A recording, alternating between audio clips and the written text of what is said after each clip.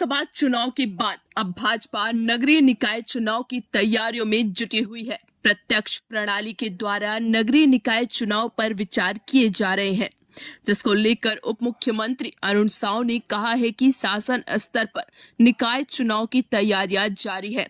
सभी निकायों में वार्डों के परिसीमन के निर्देश दिए गए हैं। प्रत्यक्ष या अप्रत्यक्ष प्रणाली को लेकर सुझाव लिए जा रहे हैं। जल्द ही इस संबंध में अंतिम निर्णय लिया जाएगा। आइए जानते हैं मीडिया से बातचीत में उन्होंने और क्या कुछ कहा। नवनियुक्त केंद्रीय मंत्री, केंद्रीय राज्य मंत्री श्री तोखन साहू जी का बिलासपुर प्रवास है।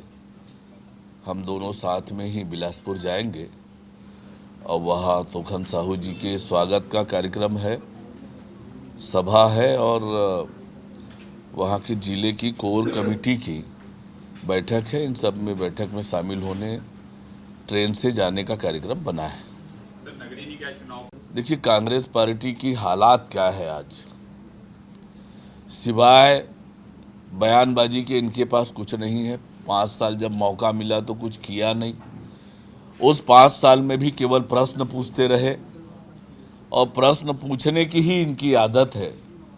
हमने जो कहा है वो किया है और सरकार समय पर सब निर्णय करते जा रही है।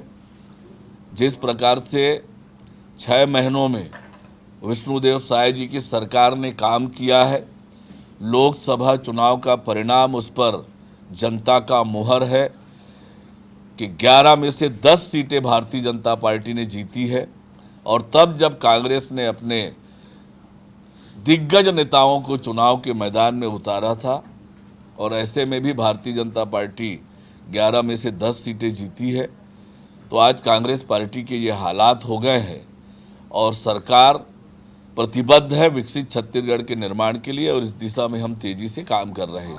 देखिए, संगठन के लोग संगठन के नाते वहाँ के लोगों से मिलेंगे, वहाँ के हालात से जानेंगे और उनको अपना जो फीडबैक मिलेगा उसके आधार पर वो सरकार को अपना अभिमत देंगे। हम, जैसे मैंने कहा कि बलौदाबाजार की घटना को लेकर सरकार गंभीर है, पार्टी ने भी उस घटना को गंभीरता से लिया है। पार्टी भी अपने तरफ से इस दिशा में सरकार को सहयोग करने के लिए काम कर रही है। देखिए, जिस प्रकार से